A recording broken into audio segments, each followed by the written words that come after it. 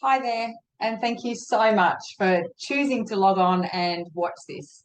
This is my series. It's a limited series, only 25 weeks of this, of how I am approaching completing my ultra journey. So, yeah, I made a decision about a month ago that I would take on an ultra marathon for next year. I will be doing it in Bali.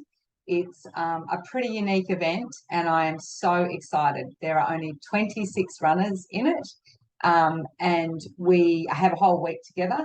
And the purpose of the event is to raise money for Bali Hope, and all of that money goes to educating kids in Bali. So those who follow me on social media know I had 3 weeks in Bali this year, and yeah, it was a bit of a game changer for me on a whole lot of levels, professionally as well as personally. But one of the options that was presented was would I would go back and run an ultra with one of my mentors, Kyron Goss. Now, I spent quite a number of days deliberating, and that is unusual for me. But what it did demonstrate to me that so much of the work I've done on myself in the last 3 to 4 years as a midlife woman has started to really pay off. And I then still chose to do the ultra. So why I've decided to share my journey is because there was almost a point where I didn't take it on. And the reason I didn't take it on, well, there were two key reasons. There was a part of me that was feeling I shouldn't do it. Who am I to think that at 55 years of age, I'll complete it just before my 56th birthday? I have not been running consistently for 4 years. Yes, I have a background with some endurance events, but I have had the last 2 years really coming to terms with the physical world of menopause. And there was this part of me going, you're mad. You shouldn't attempt it. And yet I had this burning desire to get back to running. So one reason was shoulds. They're never a reason, by the way, to ever not move forward. The other reason is that I had such a long-term memory of grinding through a lot of the goals I've done. And what do I mean by grinding? I mean choosing to force myself to achieve something immaterial to the cost.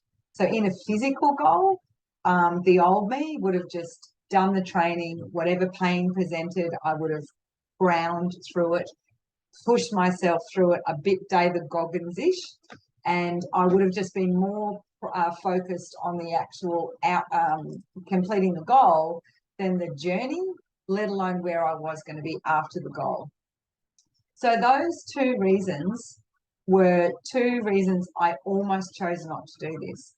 And thank God I woke up to myself to realize that a person I was a month ago is not the person I was when I did all those other endurance events.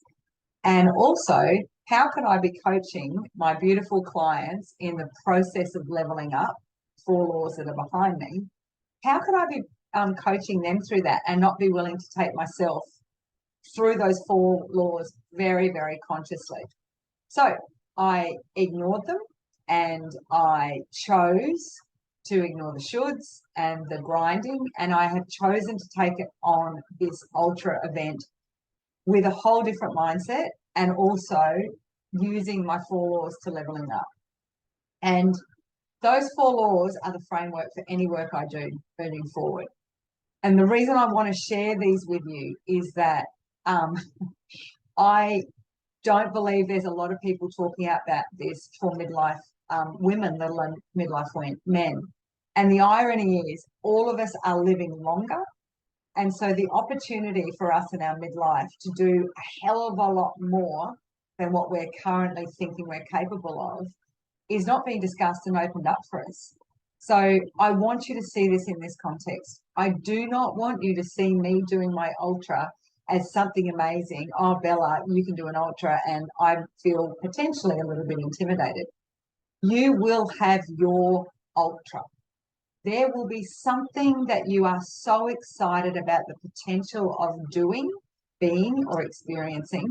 And I almost bet on it that you will be stifling it down, particularly if you're over 50 and even coming toward those 60s. There'll be little points in your head that may be going, oh, don't be ridiculous. no, you can't do something like that.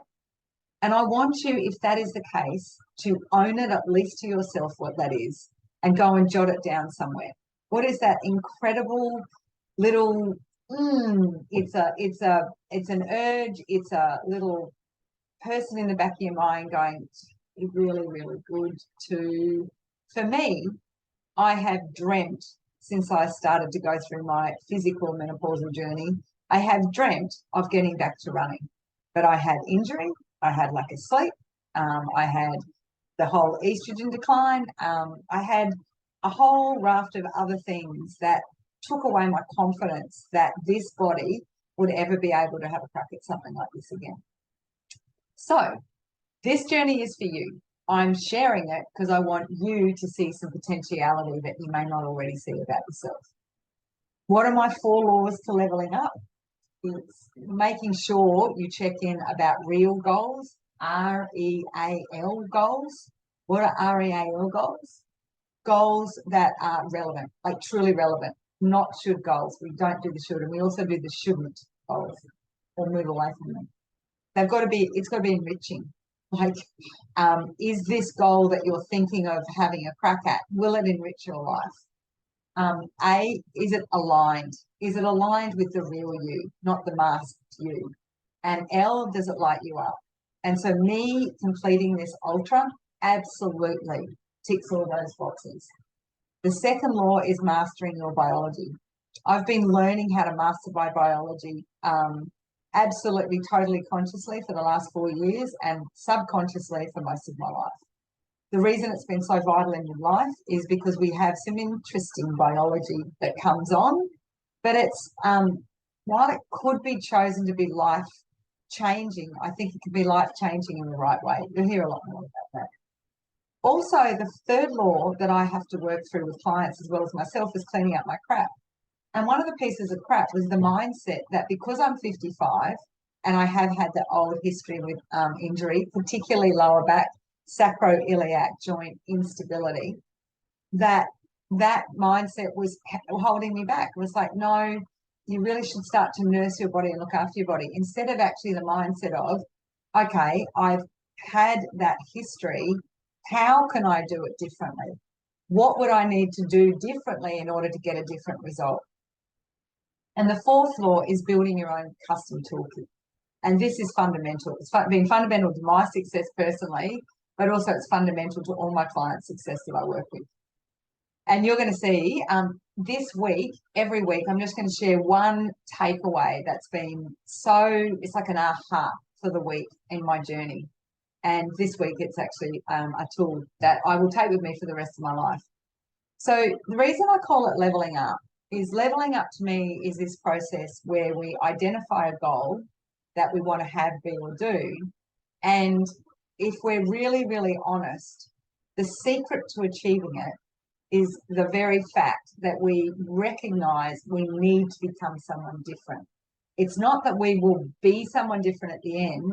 We're actually got the cognitive process to go, if I want to get to that level, so if I want to go from being a runner, like a past history runner, and I want to be the sort of person who can complete an ultra and glide to the finish line, which is my intention, then I need to become someone different. And not only will I be different at the end, I need to understand and have the mindset that I have to be someone different from here, because that thinking will lead to all of the actions I need to take. For example, when I made the decision that my intention as I complete this as a gliding midwifer is that I recognize straight away this coach has to be coached. I have to gather together a power team, because no one achieves anything cool at new levels on their own, contrary to what you might believe. So for me, the power team is I've engaged a running coach. You're going to hear a bit more about this beautiful man, Neil. I have also engaged an exercise physiologist / yogi / acupuncturist / healer, Isabel. She's amazing. And what is so cool is that when I checked in with both of these humans before I engaged them, my question was, am I stupid to consider even attempting this?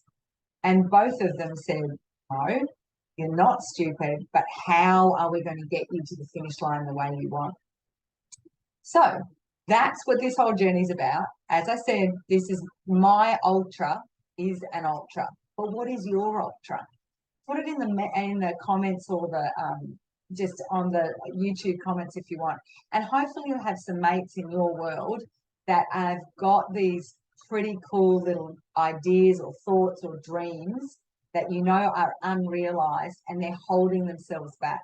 And if that's the case, please share, share my video link, but share my little blogs with them, because I really want to share this with as many people as possible. Okay, so for today's aha, or this week's aha, this is a physical one. And this, I mean, we'll be all pretty familiar, I suspect, with a spiky ball.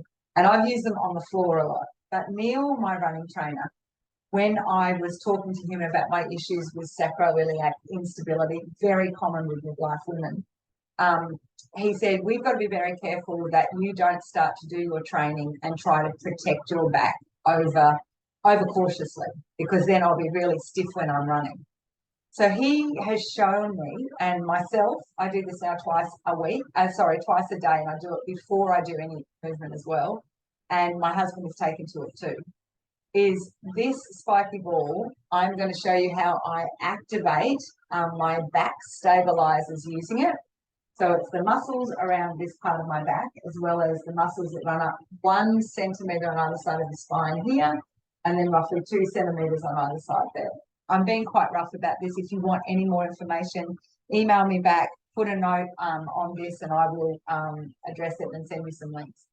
But this has been fundamental to the fact that I am now 3 weeks into my training 3 days a week running, and I had not been running at all for, wow, I hadn't run since pre-COVID. It was, I think, about December 19 was the last time I'd run. And so this little doova, the way that it works is to be able to, on a wall, so just so you can see that, I am going to just go across beneath with the clothes. I can get that activation going on up above and sort of along around there.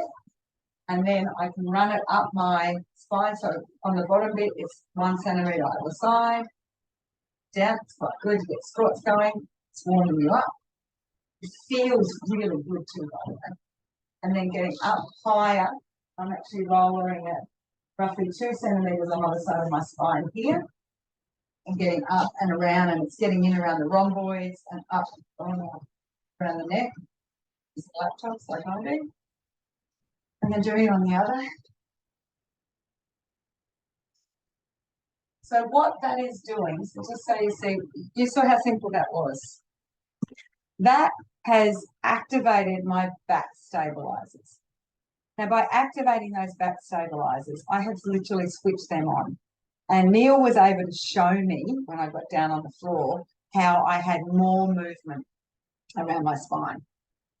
But what the cool bit is, by activating those stabilizers, I am taking the pressure off using or misusing other muscles around my core, around my back, around all those areas, my glutes, my quads, all of that if I misuse them, then I have the risk of my sacroiliac just getting out of whack. Now, if any of you have ever had that out of whack, it feels like your back has gone.